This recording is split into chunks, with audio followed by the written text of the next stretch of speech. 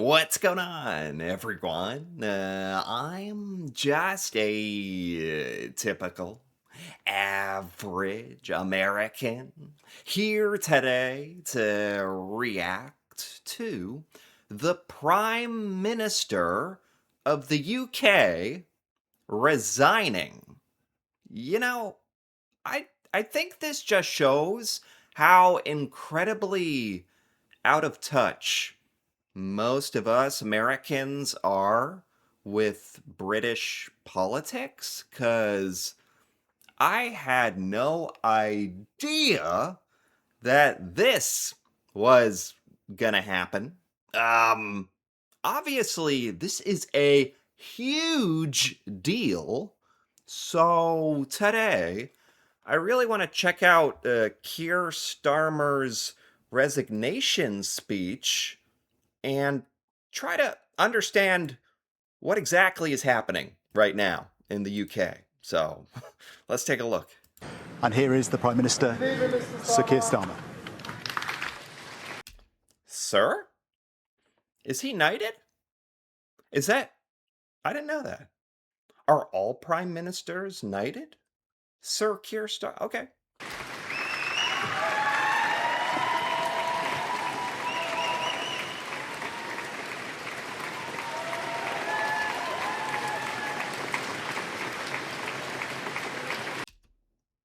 It's a big round of applause, honestly, like a warm welcome for somebody who's about to resign from like the top political position of their country. So that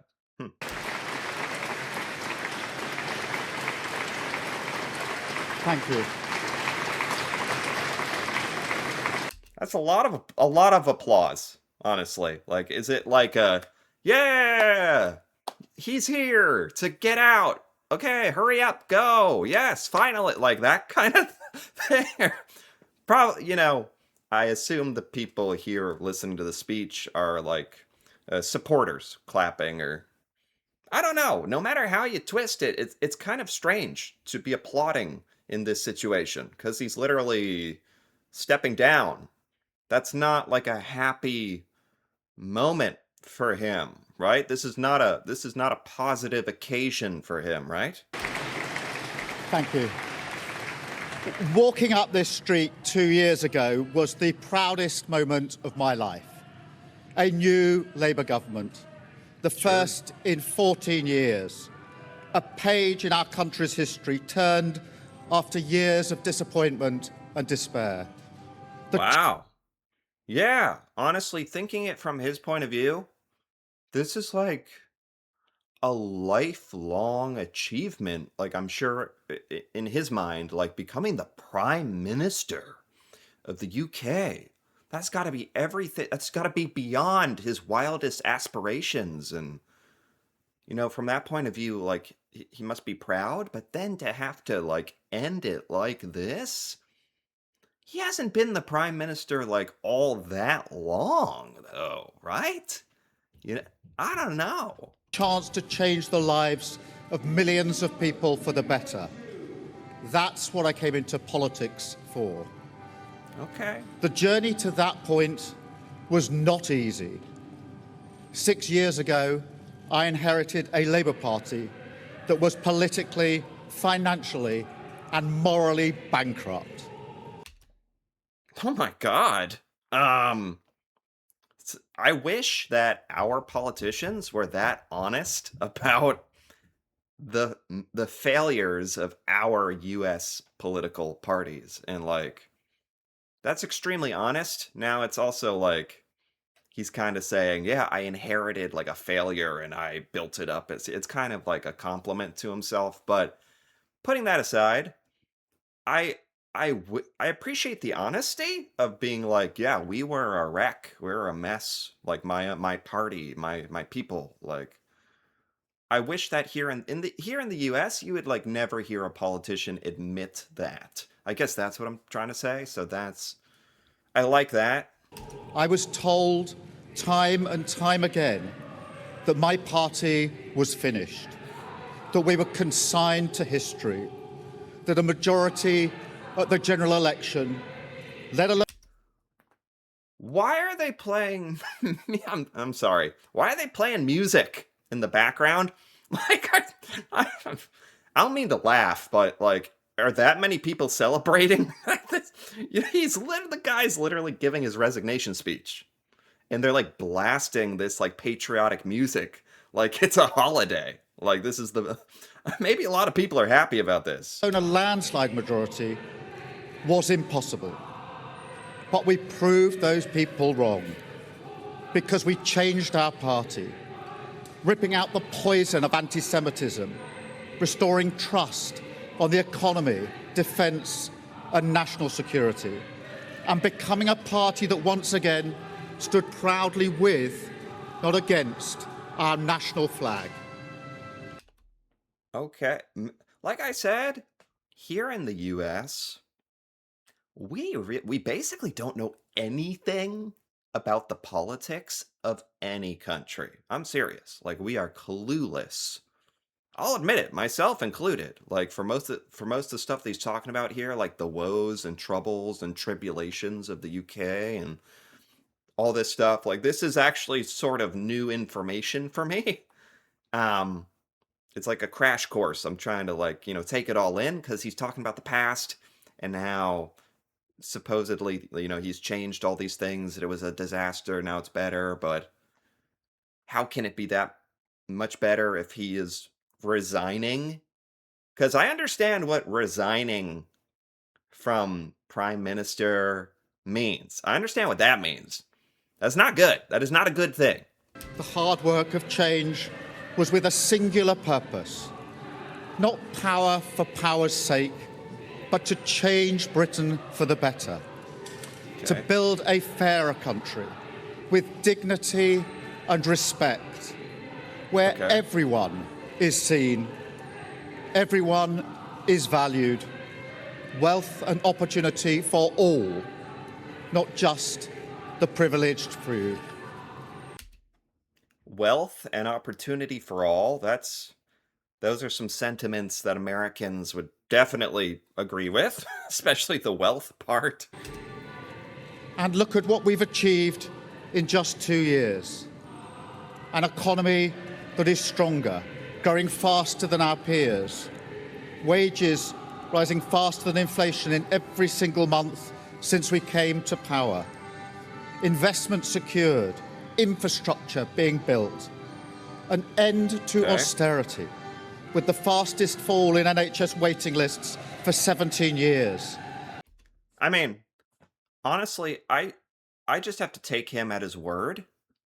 Here in the US, especially under Donald Trump and our current government, a lot of us have learned to take anything that politicians say with like a grain of salt. Like w- I think in the US, like this is one of the times that we are the most distrusting of our government. So if they said a bunch of stuff like this about how great everything is and how wonderful things are, as Donald Trump does, to be honest, he does say things like that, how great things are going. When you can you're a citizen of your country, you can look around and be like, what? I'm living this, and it's not anything like what you're saying. That's how we feel about the U.S. anyway. But so when Keir Starmer gets up here and says about how wonderful and great everything is, I'd love to think that that's true, but the other part of me is like, but then why is he resigning? Doesn't that mean he's in trouble? Doesn't that mean people are upset with him? Right? The biggest improvement in rights for workers and renters in a generation. The biggest uplift in defence spending since the Cold War. Small boat crossings falling. Asylum hotels closing. Protecting young people from social media. And That's some of the stuff that's made its way into the American news cycle. Because I think we are obsessed with immigration here. So that's the kind of stuff we hear that the US news reports on, like immigration troubles in the UK. I've heard a bit about crackdowns on what you can say in social media. the United States tries to make it sound like in the UK, you're very limited in what you can criticize or say on social media, or the police are gonna show up to your house and take you away. Or obviously here in the it's US news saying that, and I'm very wary to trust a lot of what we say, but at the same time, I've seen some of that stuff, so I think you really have to be British and in the UK to understand the truth of a lot of whatever criticisms you may have, or whatever reasons you are upset with Keir Starmer that he is resigning. But I've heard about a couple of these things. 500,000 children being lifted out of poverty because of the choices that I made. Our Oh, reputation. whoa. It's a stereotype that like British people are you guys are known for being quite humble. Like you don't boast and brag about yourself like Americans. Like we like to talk about how wonderful and great we are. So that British are supposed to be very like down to earth, humble people. So I wasn't expecting him. I wasn't expecting him to be like lifting millions out of poverty. I did that. Like, oh wow, okay. That I made. Oh, decisions I made that did it. Like, okay. Our reputation in the world restored, with Britain once again standing up for decency, respect, and the rule of law, securing trade deals, standing with Ukraine, standing up for our values, and rebuilding our relationship with our allies in Europe. Change promised by a Labour government, change fought for by a Labour government, change delivered by a Labour government. Okay. I'm just confused because he makes it sound like real great, but he's resigning. Now, obviously, from his point of view, I seriously doubt if he is he going to talk about why he's resigning, because frankly, that's something I'm extremely interested in, because that's a huge statement to step that like you got to be honest from his point of view as a politician in the UK, his dream has obviously been to be the prime minister. That's so, every politician's dream in the UK, I would imagine. Lifelong achievement. So having to step down and resign like this must feel pretty bad for him, you know? It can't feel good like a failure of so right? So I just want to know like how we got here. But I know the question being asked now is not who was best placed to change the Labour Party, to take us into power and to begin the vital work of improving lives for millions of people.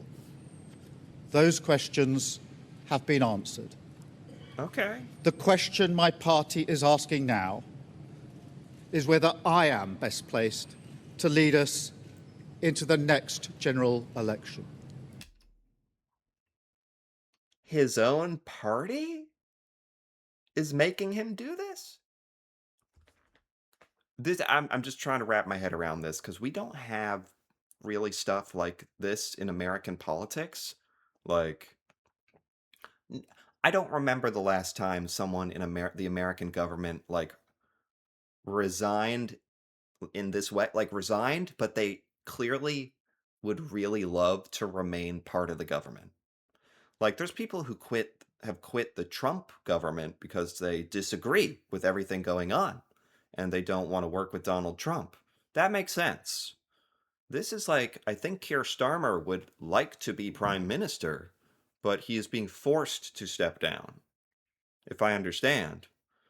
And it's by his own constituents, his own party, because of the general election. So this is a strategic play. If there's a general election where the people of the UK are going to vote and determine the next prime minister, if it's Keir Starmer, the Labour Party thinks in brutal honesty they will not win if he's the guy. Is that what it is? It's very interesting because it's like, I kind of like the way that works, where the political system of the UK, by design, it kind of it forces you to be very self-reflective, you know, due to self-preservation. If they want to remain in power as a party, they're incentivized to be honest with themselves and to hold Keir Starmer accountable and be like, "Hey, you're not the guy. You're not doing it right. The you're not going to lead us to a victory. So you're done." And he actually listens to that and does it. Here in the United States, there are so many people, including Republicans, who would like have demanded Donald Trump step down in disgrace and just be like, "You've done enough. Just go. Stop." Like, a lot of people would like that. But he would never, ever do that in a million years. Ever. So, the fact that you guys have this system where, the leadership of the UK can change and adapt and is sort of incentivized to change, even if it's to preserve themselves. I actually really like that upon further, evaluation of this whole thing. That's really interesting. I have heard the answer of my parliamentary party to that question, Wow. and I accept that answer with good grace. Wow. Every decision I've taken has been about putting the country I love first. Okay. That is why I will resign as leader of the Labour Party. Wow. I have spoken to His Majesty the King this morning to inform him of my decision. Whoa. So this is a huge deal. Wow. So does he have to listen? I'm just like fascinated by the British political system. Does he, like, just technically speaking, does he have, is it just the people of the UK have made it clear they don't like him? So the Labour Party, has heard that and is changing, because obviously they want to have somebody as the prime minister in their party. Is that what's going on? Okay. I will ask the National Executive Committee of the Labour Party to set out a timetable with nominations opening on the 9th of July and completed by the summer recess.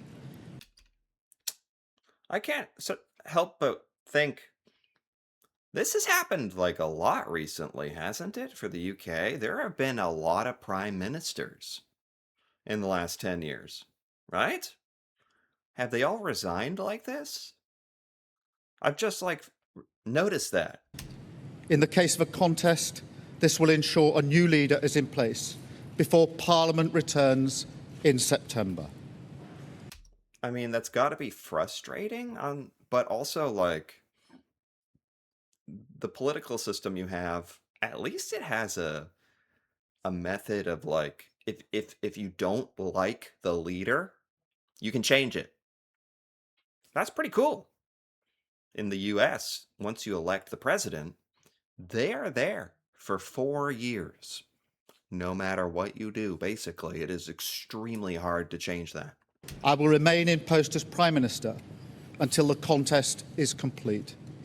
And I will do everything I can to ensure an orderly handover of power.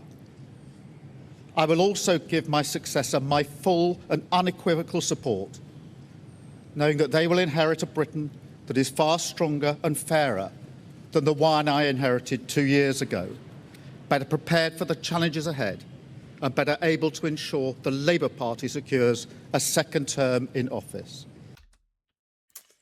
He's clearly not willing, or maybe it's not appropriate from his point of view, to talk about why this is happening. In the most general sense, it's because he's not popular in the most basic level, but I'd love to like know the details of why this is happening. Why now? what's led up to this specifically. I don't think he's going to bring that up. I want to thank all of those friends and colleagues who have been at my side for these past 6 years or so, for their incredible commitment, service and support. I want to thank the brilliant Number 10 staff and our country's extraordinary civil service who dedicate their lives to public service. I mean, whether you like the guy or not, like, I don't know much about him.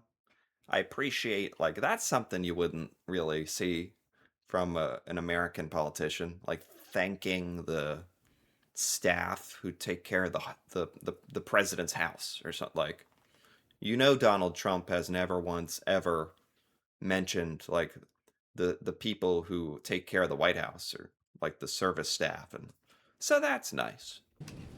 And when I leave the biggest job in the country, I shall spend more time on the most important job, being the best husband I can to my fantastic wife, Vic, who has been a rock by my side through good times and bad, and being the best dad I can to my beautiful children, who are my pride and my joy. Thank you very much. A very, very, like, sort of a vulnerable human moment there. Like, I can see glimpses of like why he was popular, or how he was elected, or um just from like a human point of view. Obviously people aren't happy with his policies or his politics or what's going on in the UK specifically, or I'm sure it's a lot of things, or maybe it's one thing. I don't know, but I hopefully, like, very soon here I can sort of start to learn about how specifically this all happened. But I just had to take a look at this because this is like very, very, very recent breaking news. Like, the United Kingdom, the leader, the prime minister is resigning, stepping down, and the leadership is changing. That's m- as big a news as happens, outside of the US. Like, this will make news here in the United States. This is news already. And we don't really talk about stuff out of the US very often. So this is big, important stuff. So I wanted to try to understand, I wanted to see it for myself, and it's interesting. I don't know what this means for the United Kingdom now, what the future holds, who is going to replace him. That's a big question. Who's the next prime minister? A lot of questions to be answered. Um, but this is big, and I'm glad to at least be kind of up to date on this. So, anyway, if you enjoyed this, feel free to give this video a like or leave a comment, especially if you're British. Feel free to leave a comment with your thoughts about this. The Prime Minister, Keir Starmer, resigning. What the heck is going on in the UK? What the future holds? That'd be awesome to hear about from British people out there. And if you're interested in more videos like this, feel free to subscribe for more. And until then, thanks for watching, and see you next time.